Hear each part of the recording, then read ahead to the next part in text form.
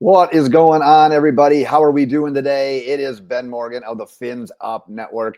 Some surprise roster news from Friday, some not great injury updates regarding a starting left tackle of ours. But I have got a few reasons, Dolphins fans, why I think we can hang in this game, keep our playoff hopes alive on the road against the Houston Texans on Sunday. We're going to dive into everything in here in just a second. But first, got to hear from you. Want to hear your final score predictions for Sunday's Dolphins game on the road against the Texans. Go ahead. Let me know your final score predictions. How do you see this thing playing out?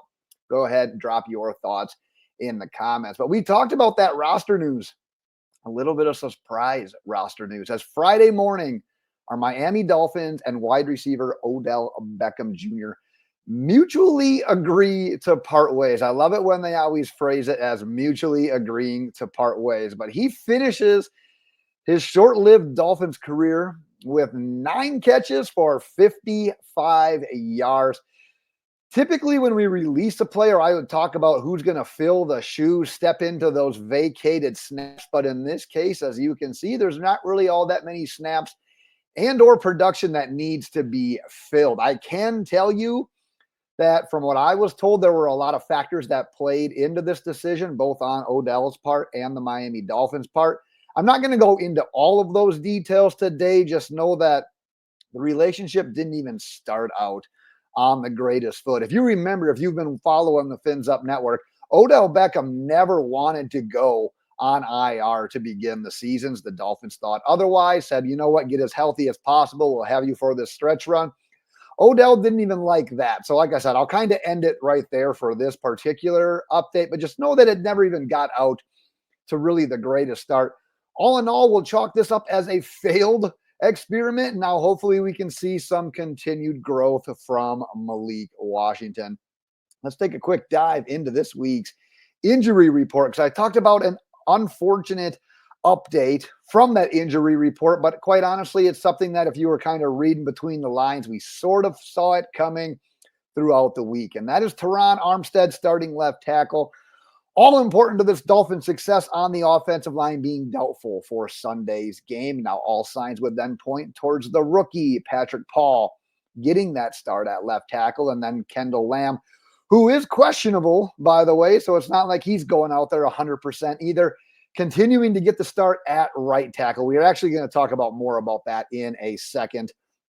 As of recording this video, no decision has been made on whether or not Bradley Chubb will be elevated to the active roster. Obviously, releasing Odell Beckham does free up a roster spot. If we wanted to upgrade or elevate him, Blake Ferguson, Grant DeBose, any of those guys. But I can confirm also on Bradley Chubb that if he does come back, he's definitely not 100% at this point in time. So we'll see. Like I said, as of recording this, he has not been elevated to that active roster. Something for us to monitor. My apologies if there was any glitchiness there. Had to pause real quick. The old crying baby got the best of me again. But it was perfect timing because I was essentially wrapped up with the injury report and transitioning on to the top things I'm going to be keeping my eye on in Sunday's games. So the Texans will be without safety Jalen Pitre. He was placed on IR with a pec injury. And along with that, Azeez Al-Shaair will miss this one as well as part of his suspension for that illegal hit that he had against Jags quarterback Trevor Lawrence a couple of weeks ago. So not only have the Texans been struggling, allowing big passing yard outputs the last, 3 weeks? There was Cooper Rush. It's been Will Levis. It's been Mac Jones. Not the best guy, but they have been struggling, and now they're going to be without these two guys defensively as well, which is going to be a huge impact, which has shown to be a big impact for this defense. The Texans, I also believe, are second or third worst in the entire NFL in covering crossing routes. Maybe we get a little bit more of that mesh action, get Tyreek Hill, Jalen Waddle going with those as well. And they have been prone this season to allowing bigger receptions over the middle of the field. And you know, a guy like Tyreek Hill absolutely feasts in this offense over the middle of the field. So without being able to probably depend on the running game like we have over the last couple of weeks, look for the bulk of this offense to once again be carried by Tua. And let's hope that he can continue to exploit these weaknesses in the Texans secondary. Next thing that I will have an eye on, because this is a huge factor for this offense this week.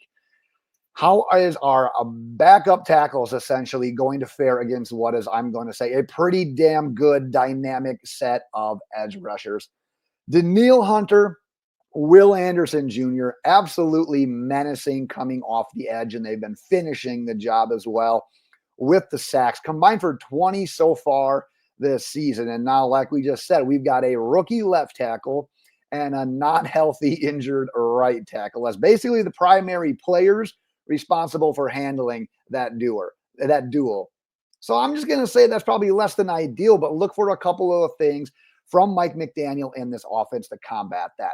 One, the ball's coming out quick, as it typically does, but even more of an emphasis potentially on that yet this week. Two, chipping with the tight end, chip Alec Ingo. Look for that as well. And three, maybe we continue to see an emphasis in the screen game as well. Make it a little less desirable for these pass rushers to just keep flying off of the edge.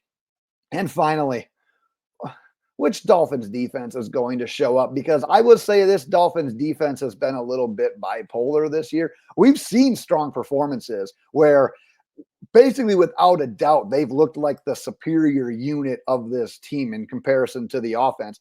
But then we've recently seen plenty of examples where they simply can't get off the field. We're folding in inopportune times.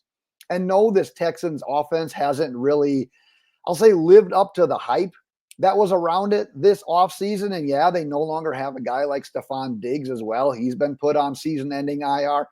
But there are still plenty of capable bodies for this Houston Texans team that can cause problems for a defense. Tank Dell, he hasn't taken like a massive step forward in year two, but we saw his rookie year, what he is capable of doing.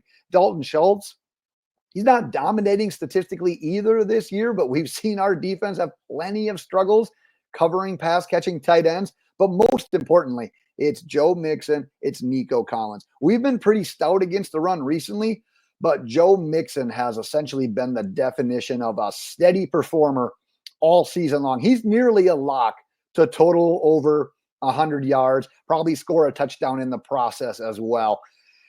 And scaring me the most is Nico. NFL leader with 104 receiving yards per game. Yes, as a per game basis, that's even more than league leader Jamar Chase. Keep in mind, Nico has missed a good month of the season.